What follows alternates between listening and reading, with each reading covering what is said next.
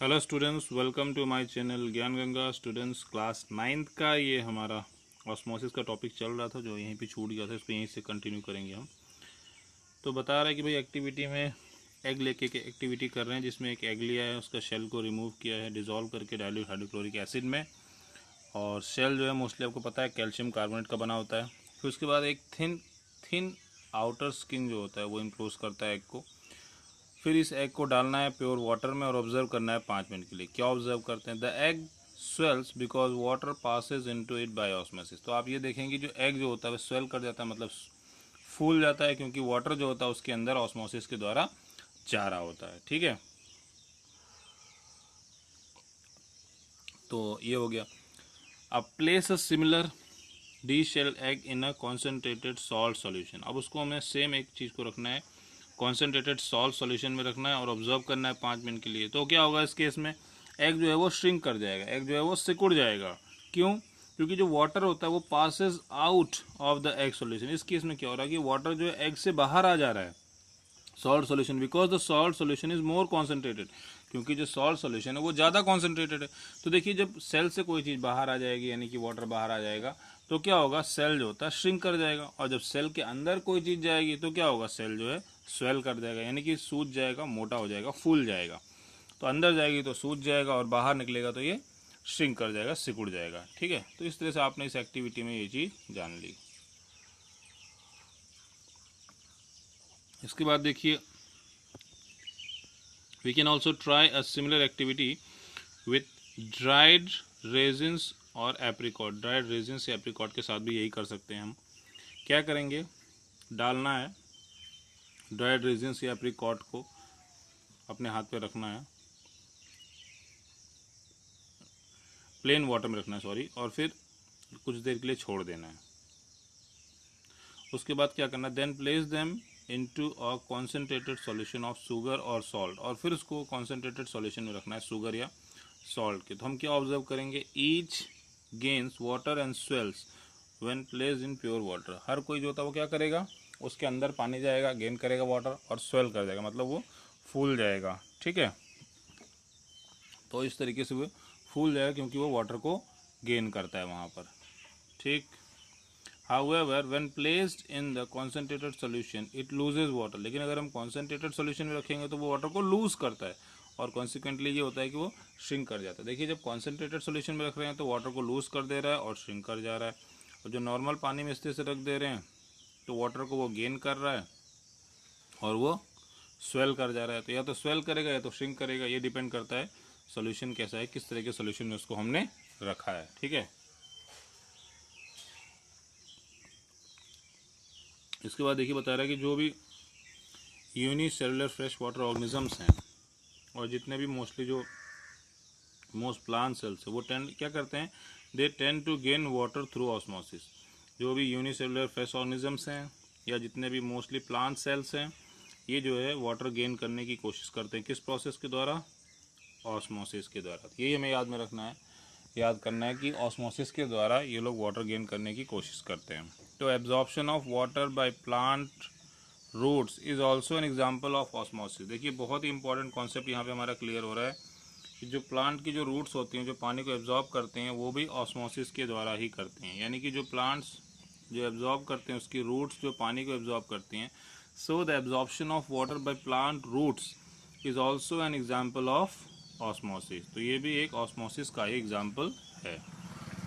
ठीक है, तो क्या समझ में आ रहा है? Thus diffusion is important in exchange of gases and water in life of a cell. यानी कि लाइफ की बात कर रहे हैं तो सेल की लाइफ में हम एक चीज़ पाते हैं कि जो डिफ्यूज़न है वो एक बहुत ही इम्पॉर्टेंट चीज़ है, जिसमें इम्पॉर्टेंट होता है किसके लिए? Exchange of gases and water. तो इसमें एक्सचेंज ऑफ गैसेस और वाटर बहुत ही इंपॉर्टेंट होता है। किस प्रोसेस के द्वारा होता है? ये डिफ्यूजन के द्वारा होता है। यानी कि सेल की लाइफ में आप ये सोच सकते हैं कि diffusion is the process, diffusion is the very important process by which there is exchange of gas water. So diffusion is very important here. ठीक है, तो इसके बाद देखिए नेक्स्ट क्या बता रहा है?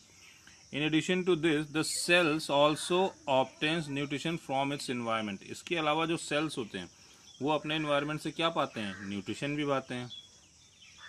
Sales also obtain nutrition from their environment. ये भी आपको याद रखना है कि जो सेल्स होते हैं वो अपने इन्वायरमेंट से न्यूट्रिशन भी लेते हैं।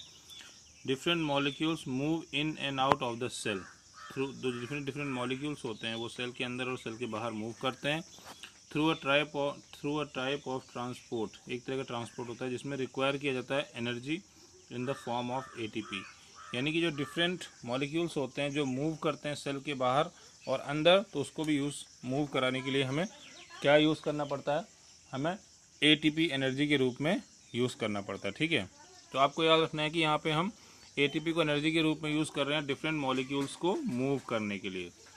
ठीक है, तो यही आपको याद रखना है कि इसमें एनर्जी भी यूज़ हो रही है इसमें, तो एटीपी मॉलिक्यूल एनर्जी के फॉर्म में इसमें यूज़ हो रहा है और मूव करा रहा है। जैसे देखिए, the plasma membrane is flexible and is made up of organic molecules called lipids. बहुत ही इंपॉर्टेंट चीज़, क्वेश्चन बनता है आपका कि प्लाज्मा मेम्ब्रेन किससे बनी होती है। तो प्लाज्मा मेम्ब्रेन पहली बात तो फ्लेक्सिबल होती है, ये ऑर्गेनिक मॉलिक्यूल से बनी होती है जैसे कि लिपिड्स या प्रोटीन्स। तो आपको ये याद रखना है कि जो प्लाज्मा मेम्ब्रेन है ये बहुत ही फ्लेक्सिबल होती है और ये ऑर्गेनिक मॉलिक्यूल से बनी होती है जैसे कि लिपिड्स और proteins. However, we can observe the structure of plasma membrane only through an electron microscope। लेकिन प्लाज्मा मेम्ब्रेन का जो स्ट्रक्चर है वो सिर्फ किससे दिखेगा, इलेक्ट्रॉन माइक्रोस्कोप से ही दिखेगा। तो आपको यही याद रखना है कि प्लाज्मा मेम्ब्रेन का जो स्ट्रक्चर है वो सिर्फ इलेक्ट्रॉन माइक्रोस्कोप से दिखेगा। ठीक है, ये क्लियर है कि प्लाज्मा मेम्ब्रेन को देखने के लिए इलेक्ट्रॉन माइक्रोस्कोप चाहिए होता है। अब बता रहा था flexibility of the cell membrane also enable the cell to engulf in food and other material from its external environment। तो सेल के अंदर का जो फ्लेक्सिबिलिटी है सेल मेम्ब्रेन के अंदर, सेल मेम्ब्रेन में अगर मान लो फ्लेक्सिबिलिटी है तो ये क्या इसको इनेबल कर रहा है कि ये इन चीज़ों को खा सके, मतलब अपने अंदर ले सके, इनगल्फ कर सके, मतलब चीज़ों को निगल सके, जैसे कि फूड हो गया या कोई और मटेरियल हो गया। तो अपने एक्सटर्नल एनवायरनमेंट से सेल की फ्लेक्सिबिलिटी की वजह से चीज़ों को वो इनगल्फ कर लेती है, निगल लेती है अपने अंदर। ठीक है, तो इस तरह से सेल मेम्ब्रेन की फ्लेक्सिबिलिटी जो होती है फूड पार्टिकल्स को अंदर लेने में मदद करती है। Such process are known as endocytosis. बहुत ही इंपॉर्टेंट कॉन्सेप्ट कि एंडोसाइटोसिस होता क्या है, व्हाट इज़ एंडोसाइटोसिस। तो एंडोसाइटोसिस स्टूडेंट्स वो प्रोसेस होती है जिसके द्वारा सेल जो होती है सेल मेम्ब्रेन के थ्रू ही चीज़ों को अपने अंदर ले घुसा लेती है, यानी कि इनगल्फ कर लेती है, उनको निगल कर लेती है, निगल जाती है, चाहे फूड पार्टिकल्स हों चाहे कोई और मटेरियल्स हो जिसको वो अंदर ले जाना चाह रहा हो। तो अपने मेम्ब्रेन के थ्रू चीज़ों को अंदर ले जा रही है, तो इस तरह की प्रोसेस को बोलते हैं एंडोसाइटोसिस। ठीक है, ये है endocytosis. Amoeba acquires its food through such process. जैसे अमीबा हो गया तो अमीबा एंडोसाइटोसिस के द्वारा ही अपना खाना प्राप्त करता है। So you have to remember very important concept here that what is endocytosis. तो बहुत ही सिंपल सा कॉन्सेप्ट है, सेल की मेम्ब्रेन फूड पार्टिकल्स को या अदर थिंग्स को अपने अंदर ले लेती है, अपनी सेल मेम्ब्रेन से ही। इसी प्रोसेस को बोलते हैं एंडोसाइटोसिस, यानी कि एक्सटर्नल एनवायरनमेंट जो भी फूड पार्टिकल प्रेजेंट हो उसको अपने अंदर ले लेता है। तो अमीबा एंडोसाइटोसिस के द्वारा अपना फूड प्राप्त करता है। आपसे क्वेश्चन बनता है कि अमीबा किस प्रोसेस के द्वारा अपना फूड प्राप्त करता है। तो amoeba acquires it food through such process. जैसे कि जो अमीबा है वो एक्वायर करता है फूड को ऐसी प्रोसेस के द्वारा जैसे कि एंडोसाइटोसिस। ठीक है, तो अमीबा जो है एक्वायर कर रहा है फूड को थ्रू सच प्रोसेस, यानी कि एंडोसाइटोसिस के द्वारा ही अमीबा इस चीज़ को फूड को प्राप्त कर रहा है। तो ये बहुत ही इंपॉर्टेंट कॉन्सेप्ट क्लियर हो गया, एंडोसाइटोसिस क्या होता है। ठीक है, इसके बाद आ रहा है सेल वॉल। तो ये क्वेश्चंस भी आपको करना है स्टूडेंट साथ साथ में, और ये क्वेश्चंस भी आपको करते रहना है। कोई चीज़ में ना समझ में तो पूछना है, पूरा वीडियो अच्छे से देखना है, पूरा चैप्टर को अच्छे से रीड करना है। कोई डाउट हो तो कमेंट करके पूछना है, ग्रुप में पूछना है। अब चलिए बहुत ही इंपॉर्टेंट चीज़ डिस्कस करने जा रहे हैं हम लोग, सेल वॉल। तो सेल वॉल क्या है, प्लांट सेल जैसे होते हैं जो, उनके पास प्लाज्मा मेम्ब्रेन भी होता है और एक और होता है जिसको बोलते हैं सेल वॉल। ठीक है, तो आपको ये याद रखना है कि जो सेल वॉल है वो क्या है, प्लांट सेल्स में होता है। तो प्लांट सेल में प्लाज्मा मेम्ब्रेन के अलावा एक और कवरिंग होती है, एक रिजिड आउटर कवरिंग होती है जिसको बोलते हैं सेल वॉल। ठीक है, जिसको क्या बोलते हैं, सेल वॉल। तो the cell wall lies outside the plasma membrane. ये भी याद रखिए, सेल वॉल कहाँ रहता है, सेल वॉल प्लाज्मा मेम्ब्रेन के बाहर ही रहता है, यानी कि पहले प्लाज्मा मेम्ब्रेन कवर करता है सेल को और उसके बाहर फिर सेल वॉल कवर करता है। तो सेल वॉल जो है वो प्लाज्मा मेम्ब्रेन के बाहर होता है, यानी कि पहले प्लाज्मा मेम्ब्रेन फिर सेल वॉल। ठीक है। तो the plant cell wall is mainly composed of cellulose. जब हम प्लांट्स की बात कर रहे हैं कि प्लांट्स में सेल वॉल होता है, तो प्लांट्स में जो सेल वॉल वो किसका बना होता है, वो मेनली बना होता है किसका, सेलुलोज का बना होता है, ठीक है। तो plant cell wall is mainly composed of cellulose, ठीक है। Cellulose is complex substance and provide structural strength to plant. Cellulose जो होता है वो एक कॉम्प्लेक्स सब्सटेंस होता है, स्ट्रक्चरल स्ट्रेंथ प्रोवाइड करता है प्लांट्स को, ठीक है। तो ये हो गया सेल वॉल के बारे में। इसके बाद है कि when a living plant cell lose water through osmosis there is shrinkage और contraction of the contents of the cell away from the cell wall. देखिए जब कोई सेल होती है वो अगर लूज करती है वाटर को ऑस्मोसिस के द्वारा, तो वो क्या करता है, श्रिंक कर जाता है, श्रिंक कर जाता है, और उसकी चीज़ें जो होती हैं वो सारी श्रिंक कर जाती हैं, सेल वॉल से हट जाती हैं, अंदर की तरफ को सिकुड़ जाती हैं। तो this phenomenon is known as plasmolysis. बहुत ही इंपॉर्टेंट कॉन्सेप्ट कि प्लाज्मोलिसिस क्या होता है। तो इसी को हम क्या बोलते हैं, प्लाज्मोलिसिस बोलते हैं, ठीक है। याद रखिए प्लाज्मोलिसिस में क्या होता है कि जो प्लाज्मा मेम्ब्रेन या इस तरह के अंदर के जो भी कंटेंट्स होते हैं वो सारे अंदर की तरफ श्रिंक कर जाते हैं और वो सेल वॉल से दूर हो जाते हैं और अंदर की तरफ को सिकुड़ जाते हैं। तो इसी फिनोमिनन को हम बोलते हैं प्लाज्मोलिसिस। तो आपसे पूछा जा सकता है प्लाज्मोलिसिस क्या होता है। तो प्लाज्मोलिसिस की वजह से जो है हरदम मतलब इसमें क्या होता है कि सिकुड़ जाती हैं चीज़ें सिकुड़ जाती हैं और अंदर की तरफ को दब जाती हैं, ठीक है।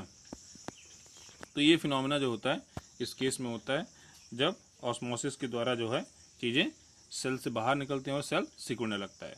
तो हमें ये फिनोमिना इस एक्टिविटी में देखने को मिलेगा। तो ये एक्टिविटी आप इसको खुद देख लीजिएगा क्या होता है प्लाज्मोलिसिस। सारा कॉन्सेप्ट क्लियर हो ही गया है कि सेल वॉल क्या है और क्या होता है इस प्रोसेस में, ठीक है। इसके बाद जो नेक्स्ट बहुत ही इम्पोर्टेंट कॉन्सेप्ट यहाँ पे आ रहा है कि भाई हम उस एक्टिविटी से अब क्या पाते हैं। तो ऐसा लगता है जैसे कि जो लिविंग सेल्स हैं या are not dead cells, they are able to absorb water by osmosis. तो यहाँ पे क्या पता चल रहा है कि जो भी लिविंग सेल्स हैं वो डेड सेल्स तो नहीं है। जो डेड सेल्स जो होती हैं वो तो नहीं करती हैं, ओनली लिविंग सेल्स से क्या करती हैं, एब्जॉर्ब करती हैं वाटर को bye the process of osmosis. तो जितने भी लिविंग सेल्स हैं वही करते हैं ऑस्मोसिस, जो डेड सेल्स है वो नहीं करते हैं। तो the only living cells are able to absorb water by the process of osmosis, ठीक है। इसके बाद बता रहा है कि भाई cell walls permit the cells of plants, fungi and bacteria to withstand very dilute या hypotonic external media without bursting.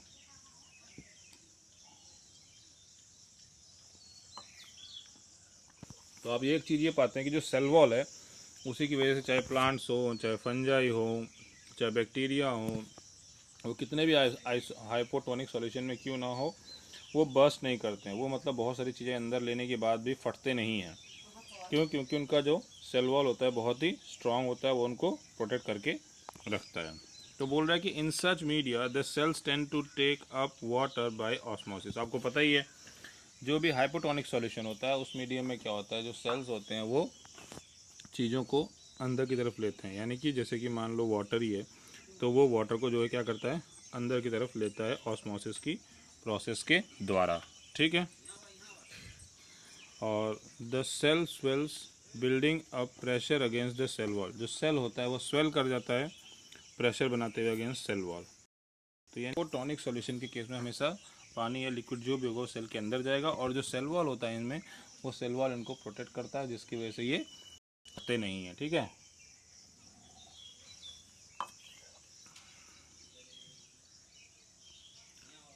अब बता रहा है कि जो वॉल्स होते हैं ये exert an equal pressure against the swollen cell. जो वॉल्स होती है वो भी इक्वली प्रेशर लगाती है स्वेलन सेल के ऊपर। Because of the walls such cells can withstand much greater changes in the surrounding medium than animal cells. तो इसलिए जो प्लांट सेल्स होते हैं जिसमें सेल वॉल होता है वो ज़्यादातर मतलब विथस्टैंड करते हैं ज़्यादातर चेंज में जिसमें सराउंडिंग मीडियम में हो रहा है।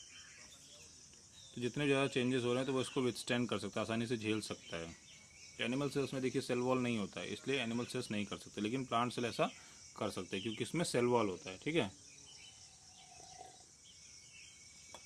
तो ये ध्यान देना कि देखिए बहुत अच्छी चीज़ पता लगी, सेल वॉल की वजह से कितना फ़ायदा है प्लांट सेल्स को, एक तरह से ये उनको प्रोटेक्ट भी तो कर रहा है। तो ये हो गया हमारा सेल वॉल। इसके बाद देखिए न्यूक्लियस, न्यूक्लियस की बात आ रही है। तो न्यूक्लियस क्या है, आप जानेंगे कि न्यूक्लियस देखिए एक्चुअली आपको मेनली ये समझना है कि इसमें क्या होता है, डिफरेंट रीजन्स होते हैं सेल में जो कलर्ड होते हैं, ठीक है, जो जैसे डार्कर कुछ होते हैं, कुछ अलग दिखते हैं। तो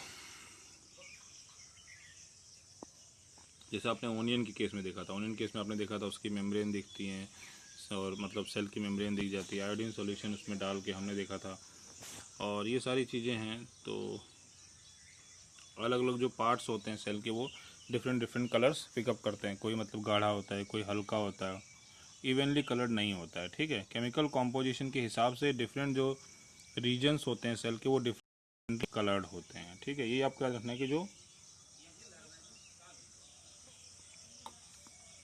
जो मतलब सेल के डिफरेंट रीजन होते हैं वो डिफरेंट केमिकल कॉम्पोजिशन के हिसाब से ही डिफरेंट डिफरेंट कलर को पकड़ पाते हैं, यानी कि according to the chemical composition cell के जो डिफरेंट रीजन्स है वो डिफरेंट डिफरेंट कलर को पकड़ते हैं। कुछ रीजन्स डार्क होते हैं, और आयोडीन सोल्यूशन की हम क्या यूज़ कर सकते हैं, अपार्ट हम क्या यूज़ कर सकते हैं, सैफनिन सोल्यूशन भी यूज़ करते हैं, मिथाइलिन ब्लीच सोल्यूशन भी यूज़ करते हैं सेल्स को स्टेन करने के लिए। तो आपने एक चीज़ और जान लिया कि सेल्स को स्टेन करने के लिए हम क्या क्या यूज़ कर सकते हैं। आयोडीन सोल्यूशन यूज़ कर सकते हैं, ठीक है, सैफनिन सोल्यूशन यूज़ कर सकते हैं, और मिथाइलिन ब्लू सोल्यूशन भी यूज़ कर सकते हैं। तो ये सेल्स को स्टेन करने के लिए डिफरेंट डिफरेंट सोल्यूशन यूज़ कर सकते हैं, और सेल के जो डिफरेंट डिफरेंट पार्ट्स होते हैं वो अपने डिफरेंट डिफरेंट कॉम्पोजिशन की वजह से डिफरेंटली कलर्ड होते हैं, ठीक है। तो इतना ये बताया गया है, इस पूरी एक्टिविटी को पढ़िए, और ये न्यूक्लियस वाला पोर्शन नेक्स्ट क्लास में ही आ पाएगा पूरा लग रहा है, ठीक है। तो इसको हम नेक्स्ट क्लास में डिस्कस करेंगे ये। तो पेज नंबर 62 ये जो है ये पूरा हम नेक्स्ट क्लास में डिस्कस करेंगे। तो आज के लिए इतना ही काफ़ी है स्टूडेंट्स, इसको पूरा अच्छे से पढ़िए। प्लाज्मोलिसिस क्या होता है, हाइपोटोनिक, आइसोटोनिक, सेल वॉल क्या होता है, ठीक है, एटीपी क्या है, कैसे मूवमेंट होता है, क्या एक्टिविटीज़ में बताई गई है, सेल वॉल सबसे इंपॉर्टेंट चीज़ है, ये क्या होता है, ये पूरा अच्छे से समझिए, अच्छे से पढ़िए, जो डाउट्स हो पूछिए, वीडियो को पूरा देखिए, अच्छे से समझिए, चैप्टर को पूरा एक बार दो बार रीड कीजिए, कोई भी डाउट हो तुरंत पूछिए उसको, बिना टाइम वेस्ट किए। इसमें एक एक चीज़, एक एक लाइन को पकड़ के चलना है, क्योंकि एक एक अगर शब्द भी आप छोड़ देंगे तो मतलब नहीं समझ में आएगा। इसलिए पूरा इसको एक बार दो बार तीन बार रीड कीजिए, वीडियो को एक बार दो बार देखिए, नहीं समझ में आया तो फिर से बताइए, फिर से आपको एक्सप्लेन किया जाएगा, ठीक है। तो ये इतना क्लियर हो गया हमारा न्यूक्लियस का यहाँ तक, लेकिन ये डिटेल में आगे आएगा नेक्स्ट पेज में। तो ये पेज नंबर 62 हम नेक्स्ट क्लास में पढ़ेंगे, ठीक है। तो मिलते हैं नेक्स्ट प्रेजेंटेशन में स्टूडेंट्स, थैंक यू।